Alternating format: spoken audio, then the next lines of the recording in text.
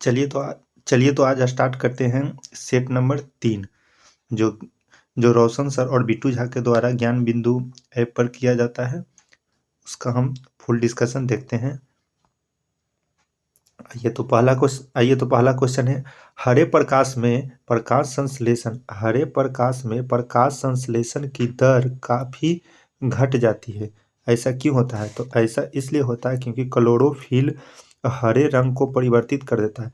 जब क्लोरोफिल हरे रंग को परिवर्तित कर देता है तो प्रकाश संश्लेषण की दर काफ़ी घट जाती है, इसलिए इसका आंसर होगा एक ए।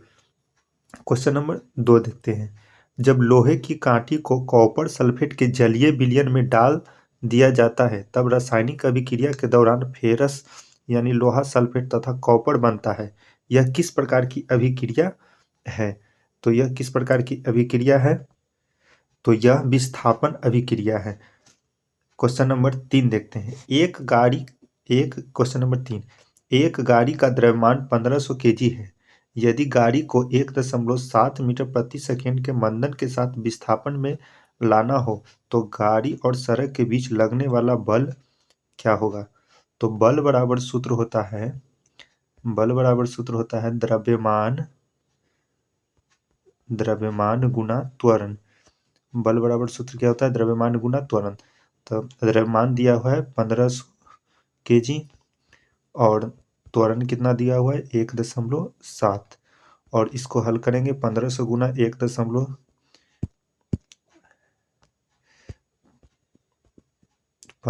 1.7, इसको हल करेंगे तो आंसर आ जाएगा 2550 न्यूटन।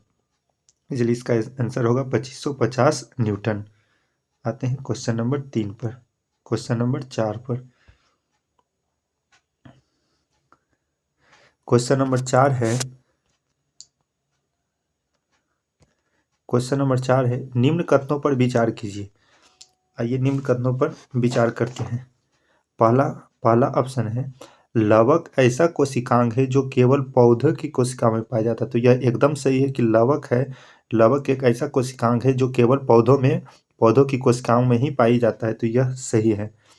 दूसरा नंबर ऑप्शन देखते हैं, पौधों के प्रत्येक भाग में एक ही प्रकार के लवक पाए जाते हैं। यह गलत है, पौधे में अनेक प्रकार के लवक पाए जाते हैं। तो इसका आंसर होगा केवल एक। क्वेश्चन नंबर 5, भारत में किस किस्म के रेशम की सर्वाधिक उत्पादन होती है? तो भारत में सर्वाधिक उत्पादन जो रेशम होता है वह है मलबरी रेशम। तो वह कौन सा रेशम है? मलबरी रेशम। भारत में सर्वाधिक रेशम के जो किस्म पाए जाते हैं वह है मलबरी रेशम। क्वेश्चन नंबर 6, एक मनुष्य 1.6 किलोमीटर की दूरी पर स्थित कारखानों को दोपहर वाली सीटी से बजने पर अपनी घड़ी मिलाता है। अगर हवा के ध्वनि की चाल 332 मीटर है तो बताइए कि कारखाने की घड़ी में उसकी घड़ी कितनी सुस्त है? तो कारखाने की घड़ी से उसकी कितनी सुस्त है? तो समय बताना है। तो समय बताना है। तो समय बराबर होता है क्या? दूरी बटा चाल। दूरी दिया हुआ है कितना? 1.6 किलोमीटर। किलोमीटर को मीटर में बदलेंगे तो 1.6 किलोमीटर, और चाल दिया हुआ है 332 मीटर प्रति सेकेंड। 1.6 को 1000 से गुना करेंगे तो ये हो जाएगा मीटर में। दशमलव हटाएंगे तो नीचे 10, एक जीरो से एक जीरो आ जाएगा 1600 बटा 332। इसको इससे भागा देंगे तो आएगा 4.8 सेकेंड। तो इसका आंसर होगा 4.8 सेकेंड। 6 का आंसर होगा 4.8 सेकेंड। क्वेश्चन नंबर 7 है, श्वसन के दौरान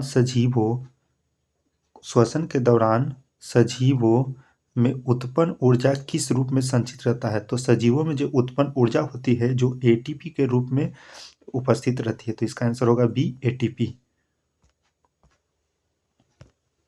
क्वेश्चन नंबर 8 देखते हैं, रासायनिक अभिक्रिया H2O प्लस HCl अभिक्रिया का चिन्ह है H3O प्लस HCl माइनस का जल का व्यवहार कैसा होता है? तो जल का व्यवहार होता है तो जल का व्यवहार होता है जो भस्म के समान होता है, तो इसमें आंसर होगा बी, भस्म के समान। क्वेश्चन नंबर 9 देखते हैं। 50 kg द्रव्यमान का एक लड़का दौड़कर 45 सीढ़ियां 9 सेकंड में चढ़ता है।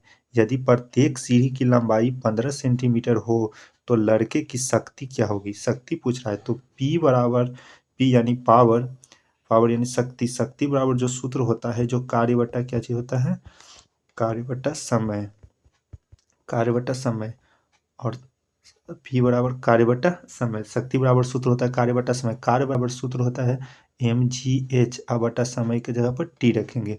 इसको हल करेंगे, m के मान कितना दिया हुआ है 50 kg, और कितना सीढ़ी, 45 सीढ़ियाँ 9 सेकेंड में चढ़ता है। टाइम दिया हो तो टाइम 9 सेकेंड कहाँ लिखेंगे, नीचे, सीढ़ी कितना है 15 सेंटीमीटर, mgg का मान दिया हुआ है 10, और h का मान कितना 15 सेंटीमीटर का, तो सेंटीमीटर को मीटर में चेंज करेंगे तो नीचे आ जाएगा 100, और 49 को 45 सीढ़ी है, 45 सीढ़ी है। इसको हल करेंगे तो इसका आंसर इसको हल करेंगे तो इसका आंसर आ जाएगा 375 वाट। इसको हल कर लीजिएगा, 375 वाट आएगा। Question number 10, Leopold, question number 10, Leopold, Leopold matrix का संबंध है। तो लियोपोल्ड मैट्रिक्स का संबंध है जो पर्यावरणीय प्रभाव के आकलन से है, पर्यावरणीय प्रभाव के आकलन से है। लियोपोल्ड का संबंध पर्यावरणीय आकलन से है। क्वेश्चन नंबर 11, निसार गुना बायोगैस तकनीक, निसार गुना बायोगैस तकनीक का विकास किसके द्वारा किया गया? तो निसार गुना बायोगैस तकनीक का विकास किया गया है जो बार्क के द्वारा, बार्क यानी Bhabha automatic research centre, Bhabha automatic research centre, इसके द्वारा निसार गुना का निसार गुना बायोगैस तकनीक का विकास किया गया है।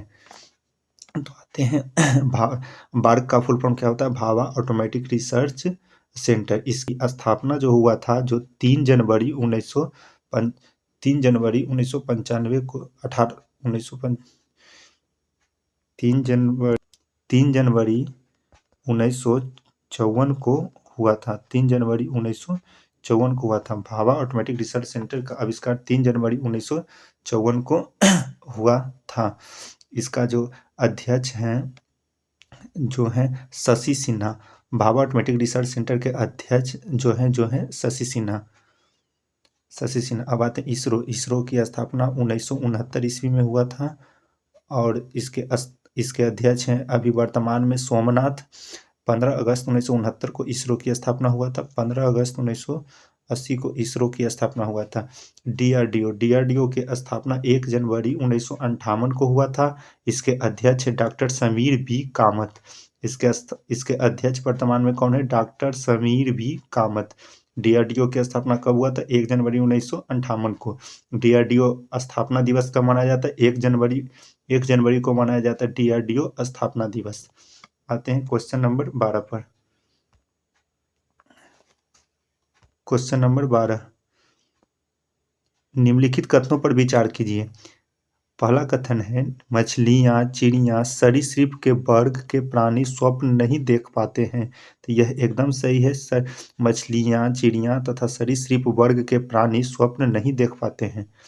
क्वेश्चन नंबर 2 देखते हैं, प्रायः सभी स्तनधारी प्राणी स्वप्न देखते हैं। प्रायः सभी स्तनधारी प्राणी स्वप्न देखते हैं, स्तनधारी प्राणी स्वप्न देखते हैं, ये भी सही है। तो इसका आंसर होगा 1 और 2 दोनों।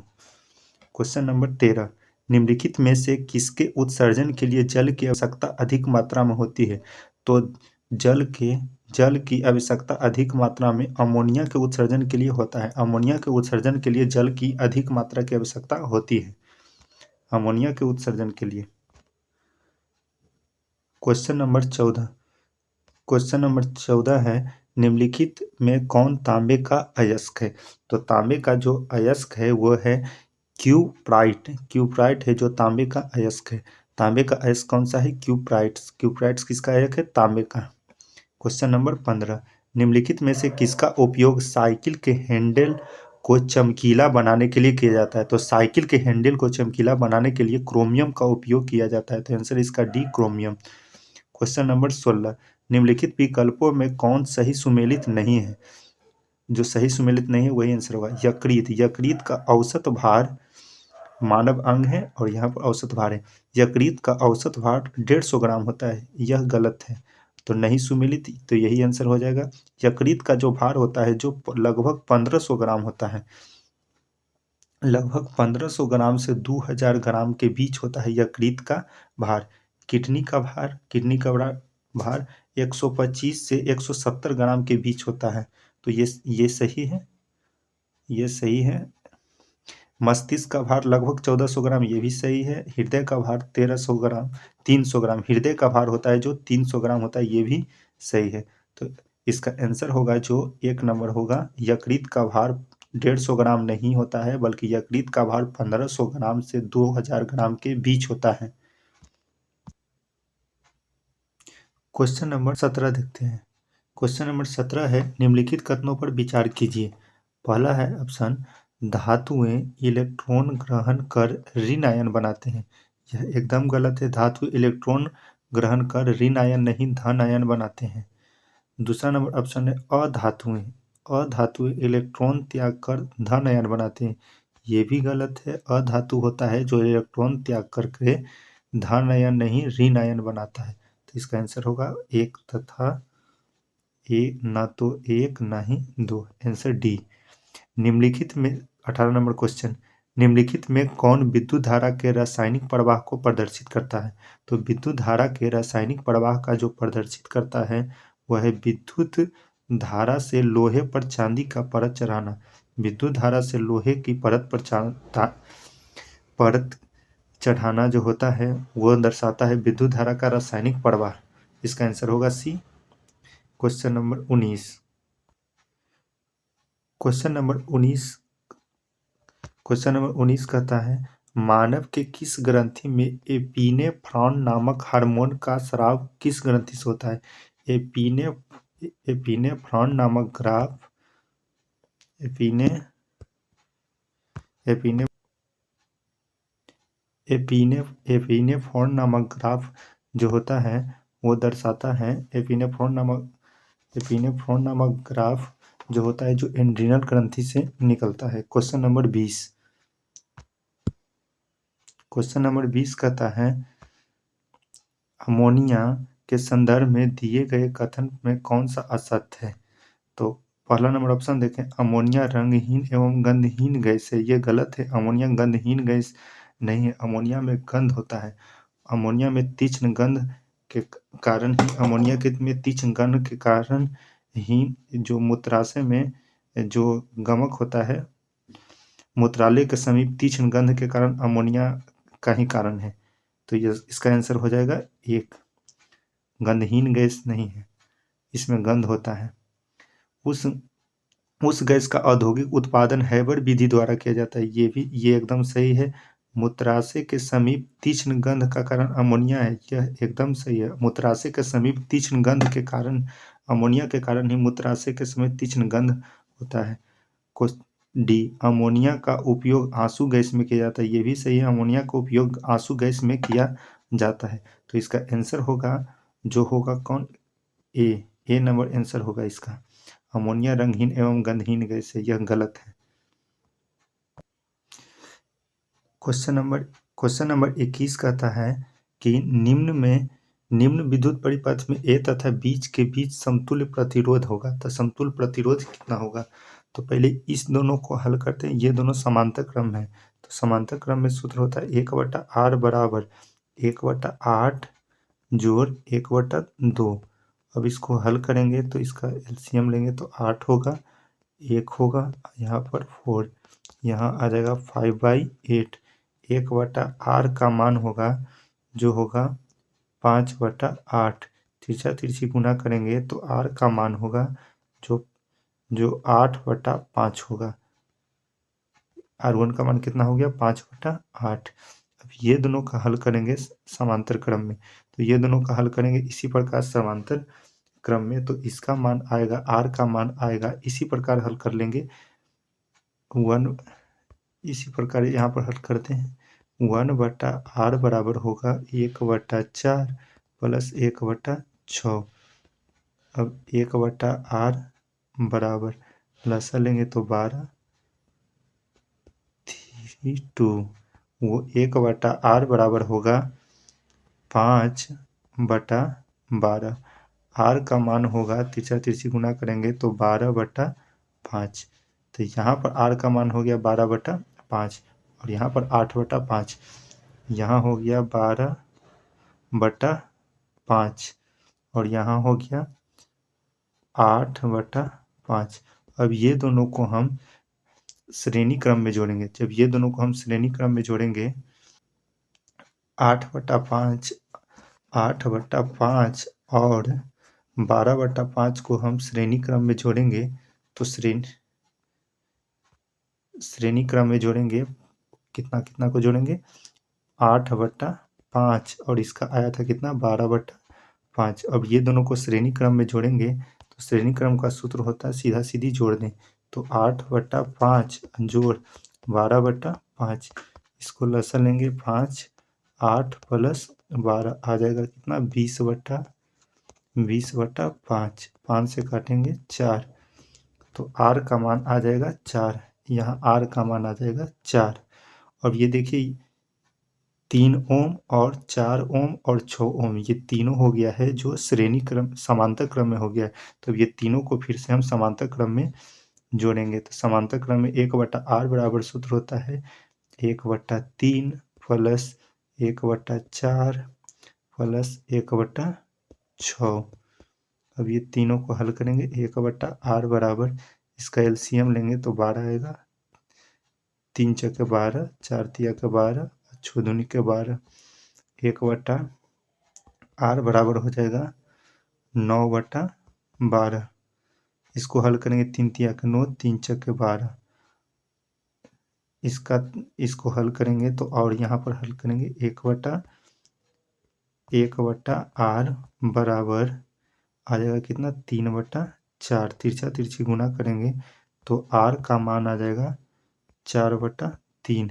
तो 4/3 यहाँ ऑप्शन में नहीं है, यह ऑप्शन गलत है। इसका 4/3 ये होगा डी नंबर आंसर इस करके मारना है और यहाँ पर 3 करना है। इसका आंसर होगा 4/3 ओम। इसका समतुल प्रतिरोध होगा 4/3 ओम। क्वेश्चन नंबर 22 देखते हैं। क्वेश्चन नंबर 22 निम्नलिखित में से कौन एक सुमेलित नहीं है। जो सुमेलित नहीं होगा वही होगा आंसर। बेतला राष्ट्रीय उद्यान तो ये सही है। बेतला राष्ट्रीय उद्यान है जो झारखंड में स्थित है। बेतला राष्ट्रीय उद्यान कहाँ है तो झारखंड में। दूसरा नंबर है वाल्मीकि राष्ट्रीय उद्यान तो वाल्मीकि राष्ट्रीय उद्यान है जो बिहार में है। ये भी सही है। वाल्मीकि राष्ट्रीय उद्यान जो कहाँ है वो बिहार में है। जिम कॉर्बेट राष्ट्रीय उद्यान उत्तर प्रदेश यह गलत है। जिम कॉर्बेट राष्ट्रीय उद्यान उत्तर प्रदेश में नहीं उत्तराखंड में है। उत्तराखंड में है। जिम कॉर्बेट राष्ट्रीय उद्यान उत्तराखंड में है तो ये गलत हो जाएगा। जिम कॉर्बेट उत्तर प्रदेश में नहीं होगा। जिम कॉर्बेट होगा जो उत्तराखंड में होगा। सुंदरबन राष्ट्रीय उद्यान तो सुंदरबन राष्ट्रीय उद्यान पश्चिम बंगाल में ये भी सही होगा। तो सुमेलित कौन नहीं है सी तो सी हो जाएगा इसका आंसर। क्वेश्चन नंबर 23 निम्नलिखित कथनों पर विचार कीजिए। पहला ऑप्शन साबुन लाल लिटमस पत्र को नीला कर देता है तो यह एकदम सही है। साबुन लाल लिटमस पत्र को नीला कर देता है। दूसरा नंबर ऑप्शन देखते हैं अपमार्जक नीला लिटमस को लाल कर देता है यह गलत है। यह गलत है तो इसका आंसर होगा सिर्फ 1। देखते हैं इसका आंसर केवल 1 तो केवल 1 जोन होगा वही होगा इसमें आंसर तो केवल 1। क्वेश्चन नंबर 24 देखते हैं। एक ठोस गोला एक रुच आनत तल पर लोटन करता हुआ नीचे की ओर जाता है। गोले पर लगने वाली घर्षण बल की दिशा क्या होगी तो लगने वाली घर्षण बल की दिशा होगी जो ऊपर की ओर होगा। क्वेश्चन नंबर 25 देखते हैं। शरीर के लिए आवश्यक विटामिन डी का कितना प्रतिशत भाग शरीर में सूर्य के प्रकाश में उपस्थित उपस्थिति में बनता है। सूर्य के प्रकाश से हम विटामिन डी हमारे शरीर में जितना होता है उसका 30% भाग, 30% हिस्सा जो होता है जो सूर्य के प्रकाश से प्राप्त होता है। तो सूर्य के प्रकाश से विटामिन डी कितना प्राप्त होता है? तो 30% प्राप्त होता है। क्वेश्चन नंबर 26 देखते हैं।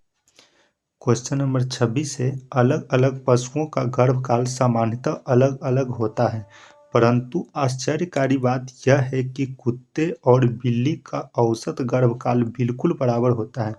तो आप यह बताइए कि दोनों का गर्भकाल कितना होगा? तो कुत्ता और बिल्ली का जो गर्भकाल होता है जो 64 दिन का होता है, लगभग 2 महीने का होता है, लगभग 2 महीना यानी 64 दिन। इसका आंसर होगा 64 दिन। कुत्ता और बिल्ली का गर्भकाल होता है जो 64 दिन का होता है। क्वेश्चन नंबर 27, निम्नलिखित विद्युत चुम्बकीय तरंग में किसकी आवृत्ति सर्वाधिक होता है? तो गामा किरण की आवृत्ति होता है जो सर्वाधिक होता है। क्वेश्चन नंबर 28, फ्लोएम तथा जाइलम ऊतकों का निर्माण कितने तत्वों से होता है? तो फ्लोएम तथा जाइलम का फ्लोएम तथा जाइलम ऊतकों का निर्माण जो होता है वह 4 तत्वों से होता है। तो फ्लोएम तथा जाइलम का उत्पादन कितने तत्वों से होता है? तो 4 तत्वों से निर्माण होता है। क्वेश्चन नंबर 29,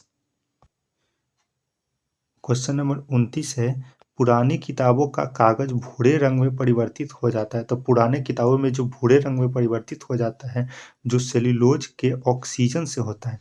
सेल्यूलोज के ऑक्सीजन से ही कुछ किताबों में भूरे रंग क्या चीज़ हो जाता है? परिवर्तित हो जाता है।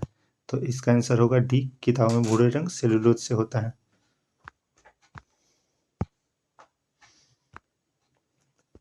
क्वेश्चन नंबर 30, उत्तल दर्पण की फोकस दूरी 15 सेंटीमीटर है।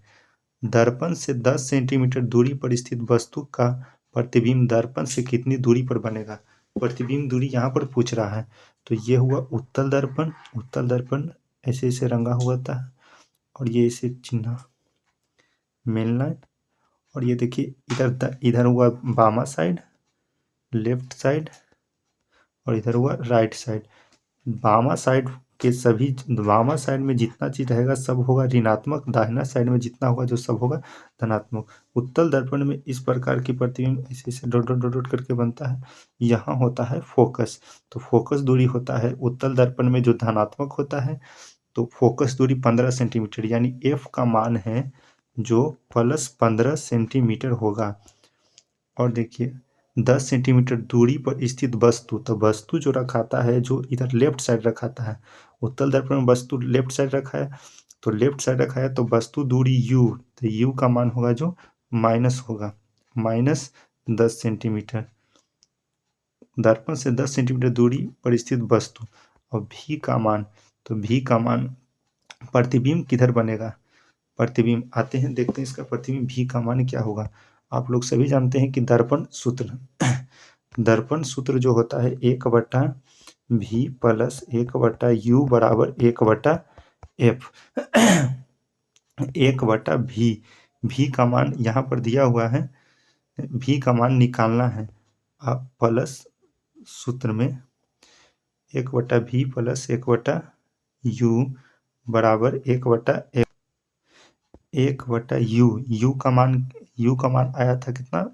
u यानी वस्तु दूरी, तो वस्तु दूरी 10 सेंटीमीटर, 10 आया था ऋणात्मक के बायां साइड आया था तो ऋणात्मक में, और 1/f फोकस दूरी धनात्मक होगा, दाहिना साइड आया था तो 1/15। तो 1/v प्लस माइनस हो जाएगा -1/10 बराबर 1/15। 1/10 इधर माइनस में इस पट्टी जाएगा तो प्लस में होगा, तो 1/v बराबर 1/15 प्लस 1/10। 1/v बराबर इसको लसा लेंगे तो आ जाएगा 30, और यहाँ 15 दूनी 30, और यहाँ आ जाएगा 30 इकाई 30। 15 सेंटीमीटर फोकस दूरी, सॉरी यहाँ पर 10 है, यहाँ पर कितना है 10, तो 15 दूनी की 30 और 10 दिया के 30, तो यहाँ 3 हो जाएगा। तो इसको हल करेंगे तो आ जाएगा 5/30, यहाँ 5 इकाई 5, 5 छके 30, तो 1/v बराबर आ जाएगा 1/6। तिरछा तिरछी गुना करेंगे तो v का मान हो जाएगा 6 सेंटीमीटर। 6 सेंटीमीटर आंसर बी, इसका आंसर हो जाएगा बी, 6 सेंटीमीटर। आते हैं क्वेश्चन नंबर 31 पर। क्वेश्चन नंबर 31 कहता है इकोटोन। इकोटोन ऐसे पारिस्थितिकी क्षेत्र में आते हैं, तो इकोटोन जहाँ सबसे ज़्यादा जैव विविधता अधिक पाई जाती है वहीं पर इकोटोन पाया जाता है। जैव विविधता का मतलब जहाँ ज़्यादा जंगल, पानी, नदी ये सब रहेगा वहाँ पर ही पारिस्थितिकी तंत्र इकोटोन सुनाई देगा। इसका आंसर हो जाएगा A. Question number 32। Question number 33 देखते हैं। क्वेश्चन नंबर 33 कहता है निम्नलिखित में से किस माध्यम में ध्वनि तरंग की चाल न्यूनतम होती है। तो ध्वनि तरंग की चाल जो न्यूनतम होती है, जो होता है हाइड्रोजन में ध्वनि की चाल न्यूनतम होता है। इसका आंसर होगा D, hydrogen. Question number 34। Hubble space telescope को किस वर्ष पृथ्वी ए की कला में स्थापित किया गया था। तो हबल स्पेस को जो स्थापित किया गया था, जो 1990 में स्थापित किया गया था। क्वेश्चन नंबर आते हैं 35। लघुपथन के समय विद्युत परिपथ में विद्युत प्रतिरोध का मान क्या होता है। तो लघुपथन के समय विद्युत परिपथ में विद्युत प्रतिरोध का मान क्या चीज होता है, कम जाता है। विद्युत प्रतिरोध का मान कम जाता है, इसीलिए लघुपथन हो जाता है। क्वेश्चन नंबर 36 देखते हैं। क्वेश्चन नंबर 36 कहता है निम्नलिखित कथनों पर विचार कीजिए। कथन दिया हुआ है 3 गो। पहला कथन है दोनों किडनी के द्वारा प्रति मिनट 1 ml मूत्र का निर्माण होता है। यह सही है, दोनों किडनी के द्वारा प्रति मिनट 1 ml मूत्र का निर्माण होता है, पहला सही है। मूत्राशय में जब 150 ml मूत्र जमा हो जाता है तो मूत्र त्याग की इच्छा उत्पन्न हो जाती है, जिसे मक्यूरीशन कहते हैं। यह भी सही है, जब 150 ml मूत्र जमा हो जाता है तो हम लोगों को इच्छा करने लगता है मूत्र करने का, तो ये भी सही है। अब 3 नंबर ऑप्शन देखते हैं। अधिकतम 250 से 300 ml मूत्र को ही मूत्राशय में रोका जा सकता है, ये भी सही है। 250 से 300 ml तक ही हम मूत्राशय में मूत्र को रोक सकते हैं, तो इसका आंसर होगा सभी, कथन सभी। Question number 37। आवर्त सारणी का कौन सा आवर्त दीर्घतम आवर्त है। तो आवर्त सारणी का सबसे जो बड़ा आवर्त, जो दीर्घतम आवर्त है, जो आवर्त नंबर कितना है, 6, आवर्त नंबर 6। तो इसका आंसर हो जाएगा सी, आवर्त 6। आवर्त कितना होता है, तो 7 गो आवर्त होता है, और वर्ग की संख्या कितना होता है, तो 18। आवर्त सारणी में आवर्त की संख्या होती है जो 7 होती है, और वर्ग की संख्या कितनी होती है, 18। आवर्त सारणी इस प्रकार से होता है। आवर्त सारणी ऐसे करके लाइन रहता है। तो इस प्रकार जो लाइन होता है, जो 7 गो लाइन होता है, इस प्रकार क्षैतिज लाइन कितनी होती है, 7 गो। और इस प्रकार जो लाइन होता है, जो वर्ग, इस प्रकार लाइन को हम क्या चीज कहते हैं, वर्ग, जो ऊर्ध्वाधर खड़ा रहता है। तो इसमें 18 गो वर्ग होता है और 7 गो आवर्त होता है। जो 18वां वर्ग होता है उसे हम कहते हैं हाइलोजन। 7 गो आवर्त होता है, 18 गो क्या चीज होता है, वर्ग होता है।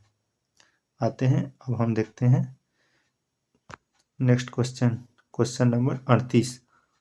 क्वेश्चन नंबर 38 है यदि एक बल्ब में 3 घंटे तक 0.4 एम्पियर धारा प्रवाहित की जाए तो उसमें आवेश का प्रवाह कितना होगा।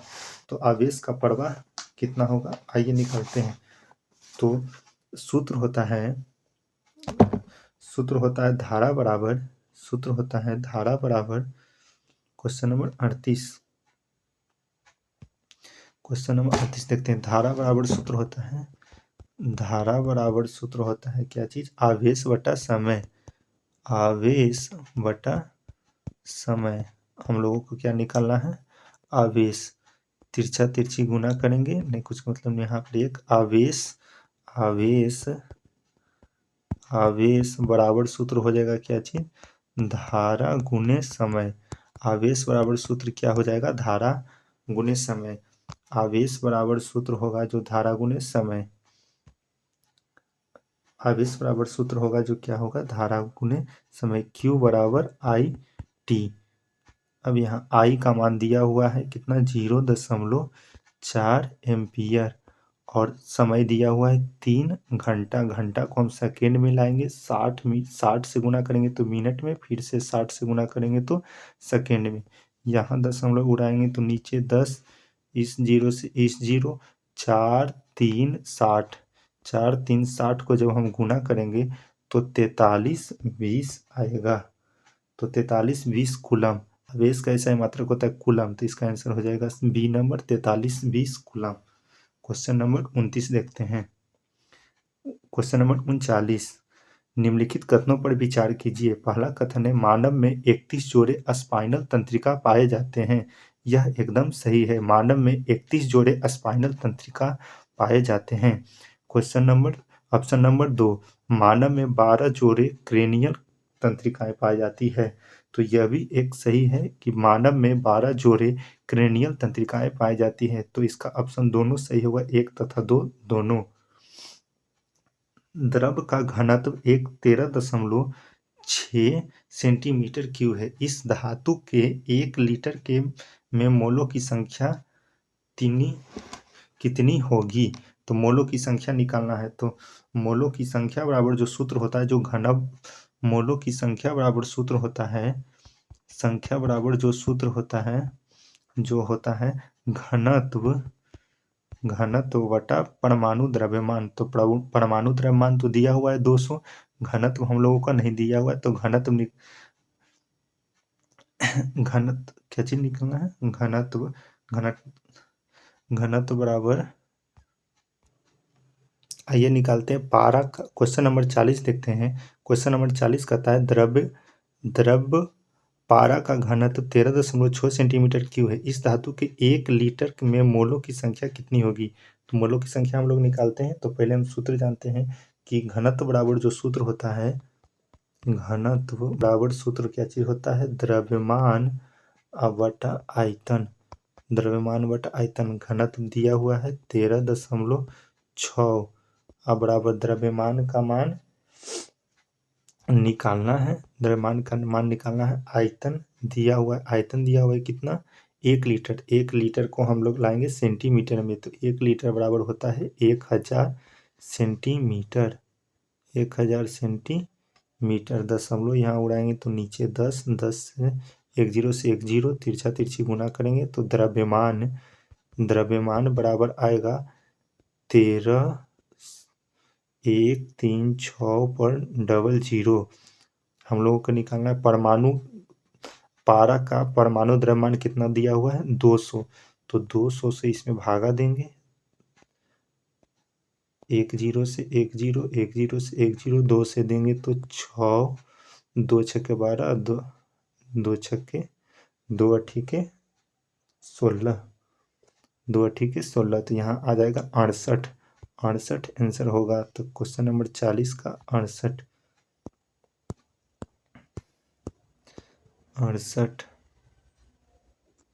तो इसका आंसर होगा 68। अब क्वेश्चन नंबर 41 देखते हैं। निम्नलिखित में से किस माध्यम में प्रकाश की चाल सर्वाधिक होती है? तो प्रकाश की चाल जो सबसे अधिक होती है, जो इन चारों ऑप्शन में होगा, जो पानी में प्रकाश की चाल इन चारों ऑप्शन में होगा पानी। क्वेश्चन नंबर 42, निम्नलिखित में कौन सा सही सुमेलित नहीं है? जो सही सुमेलित नहीं है उस पर टिक लगाना है। तो विटामिन ए की कमी से कौन सा रोग होता है? रतौंधी, यह एकदम सही है। विटामिन सी की कमी से कौन सा रोग होता है? तो स्कर्वी रोग, ये भी सही है। विटामिन डी से रिकेटस होता है, ये भी सही है। विटामिन डी से एनीमिया रोग नहीं होता है, ये गलत होगा। आते हैं क्वेश्चन नंबर 43 पर। क्वेश्चन नंबर 43 कहता है कि सोना और प्लेटिनम को निम्न में से किस विलयन में घोला जा सकता है? तो सोना और प्लेटिनम को HNO3 और HCl में घोला जाता है। तो आंसर होगा डी, HNO3 तथा HCl को सोना तथा प्लेटिनम में घोला जाता है। क्वेश्चन नंबर आते हैं 44, एक चालक तार का प्रतिरोध निर्भर नहीं करता है। तो एक चालक तार का प्रतिरोध जो निर्भर नहीं करता है वह क्या चीज़ पर निर्भर नहीं करता है? दाब पर निर्भर नहीं करता है, तापमान पर निर्भर करता है, लंबाई पर निर्भर करता है, अनुप्रस्थ काट के क्षेत्रफल पर निर्भर करता है। क्वेश्चन नंबर आते हैं 45। क्वेश्चन नंबर 45 कहता है, क्वेश्चन नंबर 45 हिस्टामिन संबंधित है। तो हिस्टामिन जो संबंधित थे, हिस्टामिन संबंधित है एलर्जी से। हिस्टामिन क्या चीज़ से संबंधित है? एलर्जी से। आते हैं क्वेश्चन नंबर 46 पर। तीन तत्व कौन है जिनका सर्वाधिक उपयोग रासायनिक उर्वरक में होता है? तो वो तीन तत्व जो रासायनिक उर्वरक में होता है उनका नाम है नाइट्रोजन, पोटेशियम और फास्फोरस। नाइट्रोजन, पोटेशियम और फास्फोरस, ये तीनों का उपयोग उर्वरक के रूप में सर्वाधिक होता है। क्वेश्चन नंबर 47 निम्नलिखित में किस पर ऋणात्मक आवेश है? तो निम्नलिखित में से किस पर ऋणात्मक आवेश पाया जाता है? तो ऋणात्मक आवेश जो पाया जाता है वह है बीटा कण में। बीटा कण में कैसा पाया जाता है? ऋणात्मक कण पाए जाते हैं। क्वेश्चन नंबर 48, क्वेश्चन नंबर 48 कहता है निम्नलिखित में कौन एक सही सुमेलित है? तो जो सही सुमेलित है उसका आंसर होगा लाइपेज। लाइपेज है जो वसा से संबंधित है, यही आंसर इसका हो जाएगा। क्वेश्चन नंबर 49 Fe++Fe+++ में रूपांतरित होना क्या कहलाता है? तो यह ऑक्सीकरण कहलाता है। क्वेश्चन नंबर 50 प्रतिध्वनि उत्पन्न होने का कारण क्या है? तो प्रतिध्वनि उत्पन्न के कारण है ध्वनि का परावर्तन। ध्वनि का परावर्तन। ऐसा ही सेट हर रोज इस चैनल पर आएगा, तो आप लोग इस चैनल को सब्सक्राइब कर लीजिए और वीडियो को लाइक कर लीजिए।